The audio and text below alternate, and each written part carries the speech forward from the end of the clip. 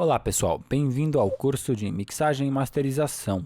Neste curso, você vai aprender o que você precisa saber para melhorar o seu som. Depois de gravar, como é que você consegue atingir aquele timbre que você tanto gosta dos seus discos preferidos. A gente vai falar de bastante coisa relacionado a áudio, a acústica, a plugins, a softwares. Esse curso ele é feito no Pro Tools, que é o software padrão de mercado, tanto para gravação quanto para mixagem. Mas você vai poder acompanhar com qualquer software, porque o conceito ele é sempre o mesmo em qualquer software que você estiver usando. A diferença é que tem algum caminho ou outro para você, por exemplo, criar um auxiliar, para você inserir um plugin, para você fazer uma mandada de efeito. Então, algumas coisinhas eu vou mostrar como você faz no Cubase, como é que você faz no Sonar, como é que você faz no Ableton Live, como você faz no Logic, mas a grande parte do tempo eu vou estar no Pro Tools, mas não se preocupe, que esse curso vai servir para o software que você usar, independente qual ele for. Se for um software multipista, que você possa colocar plugins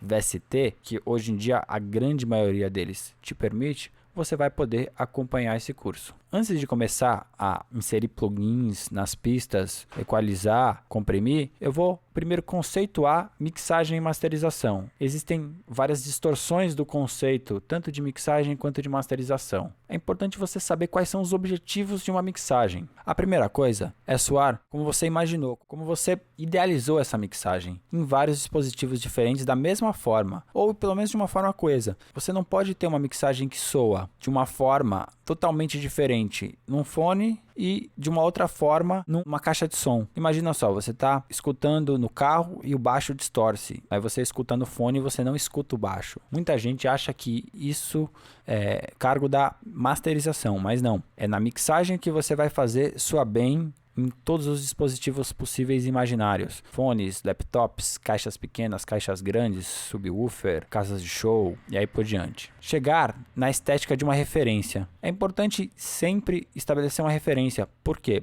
O gosto ele é pessoal, cada um gosta de uma coisa diferente. Então, quando você estabelece uma referência, você e os outros envolvidos no projeto, vocês estão falando a mesma coisa, a mesma língua. Se não, um acha que um som bom é um som pesado, o outro acha que um som bom é um som leve e vocês não chegam no acordo. Quando eu falo os envolvidos no projeto, pode ser o seu cliente, você como mixador, ou as pessoas da sua banda mesmo, os outros músicos da sua banda, o produtor ou quem quer que esteja envolvido no projeto. Conduzir a música no tempo, maestrar. Eu costumo dizer que o mixador é o maestro na gravação em si, porque é você que vai dizer quando os sons eles vão estar mais altos, mais baixo, quem vai estar mais alto, quem vai estar mais baixo. É você que vai dizer quem está na esquerda, quem está na direita, quem toca primeiro, quem toca depois. Então, é o que o maestro faz. Ele conduz a música, ele conduz os músicos. E você, no caso, está maestrando, mixando. Você está conduzindo essa banda ou artistas que estão tocando aí. Imprimir características sônicas de equipamentos clássicos. Isso é uma coisa muito importante.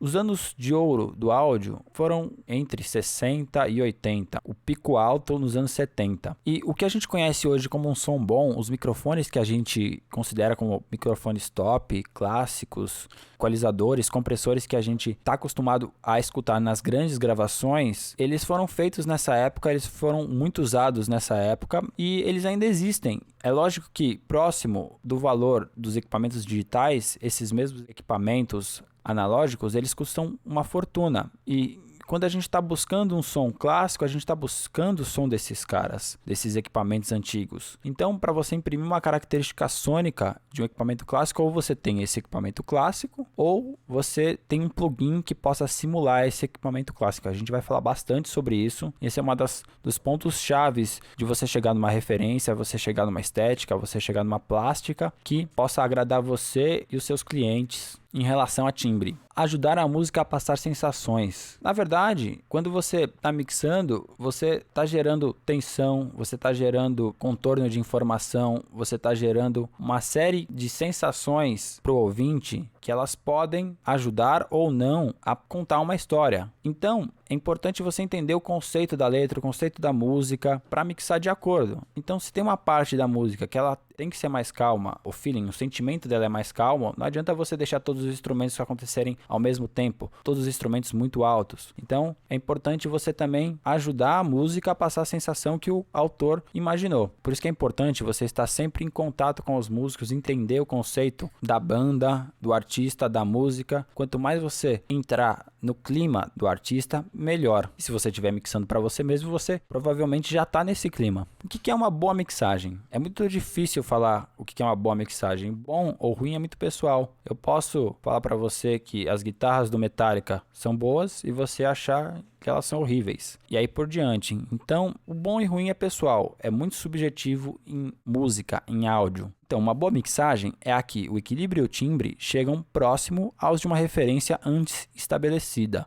Eu vou falar muito sobre referência, porque sem uma referência você não tem objetivo, você não sabe aonde você quer chegar. Você não sabe se você está indo bem ou se você está indo mal. Então, existe muita banda que fala, eu não tenho referência. Sempre tem referência. Aperta um pouco mais o cliente que ele vai te falar uma referência. Escuta o som dele e tenta ver o que é no mercado próximo ao som dele. Então, você sempre consegue achar, às vezes, mais de uma referência. Então, ele não tem uma referência para uma mixagem como um todo, mas ele tem uma referência para timbragem de bateria. Ele tem uma referência para timbragem da cozinha, que seria baixo, bateria. Ele tem a referência para timbragem de amplificador, ele tem uma referência que estilo de amplificador que ele gosta, que estilo de textura que ele gosta, se é mais antiga, se é mais nova. Então, estabelecendo alguns discos, alguns produtores, alguns mixadores que ele gosta, você vai perguntar quais os discos que o cara gosta. Você vai ver que existem mixadores em comum. Quase sempre os discos que ele gosta foram os mesmos caras que produziram e mixaram. E esses caras, eles têm suas próprias técnicas. Então, se você sabe quem é o cara que fez aquilo, você consegue pesquisar e chegar na referência. Então isso é uma coisa muito importante, estabelecer uma referência e nunca seguir numa mixagem sem ter uma referência estabelecida. Depois de um tempo, quando você já tem o seu estilo definido, né, você é o cara que faz aquele tipo de som, as pessoas vão te chamar pelo som que você tira. Aí sim, você não precisa mais se pegar muitas referências, mas até então você precisa sim estar sempre calçado por uma referência. Porque imagina,